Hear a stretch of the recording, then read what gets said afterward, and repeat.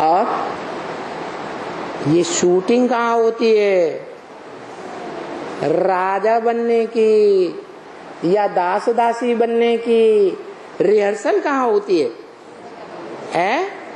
संगम युग में होती है। क्यों होती है?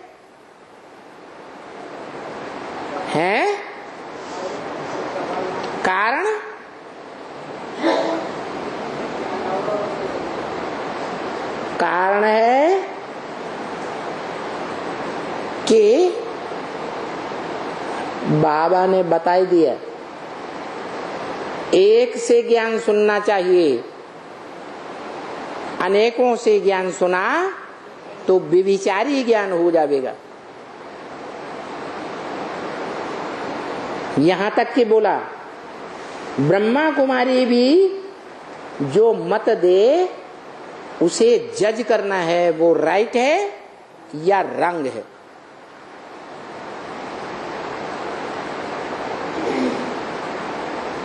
ब्रह्मा कुमारियां भी बोला है उनके लिए, कोई राजा कुमारी बनेगी, कोई प्रजा कुमारी बनेगी। मुरली में ही बोला ना, तो ब्रह्मा कुमारियों का भगत बन जाना चाहिए, बन जाना चाहिए, नहीं बनना चाहिए। ब्रह्मा कुमारियां भी तो देहधारी है या निराकारी भगवान हो गई है, शिवलिंग बन गई, देहधारी है ना। देहधारियों की मत पर चलते चलते 2500 वर्ष हमने क्या अंजाम देखा, क्या रिजल्ट आया? पतित बने या पावन बने? पतित बनते रहे। और अभी भी अपने अपने जीवन को गहराई से देखें। हम कोई देहधारी के प्रभाव में नहीं आते हैं। अगर देहधारी के प्रभाव में आकर के बाप के ऊपर से निश्चय टूटा,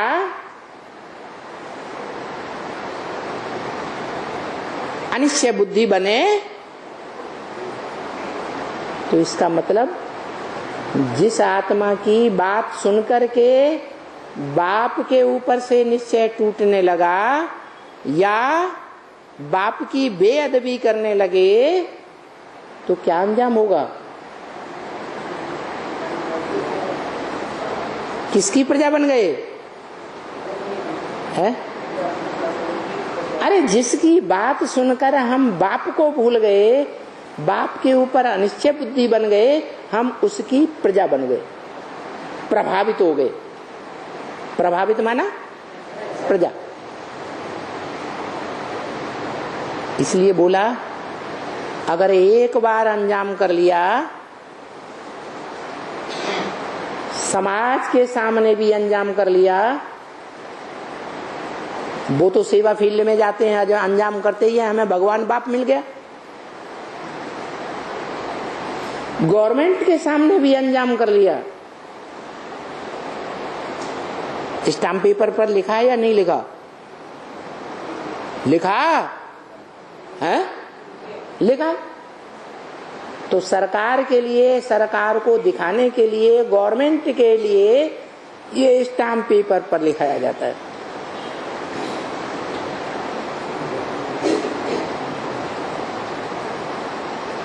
इतना अंजाम करने के बावजूद फिर बाप को पहचानने के बाद भी अनिश्चय आता है।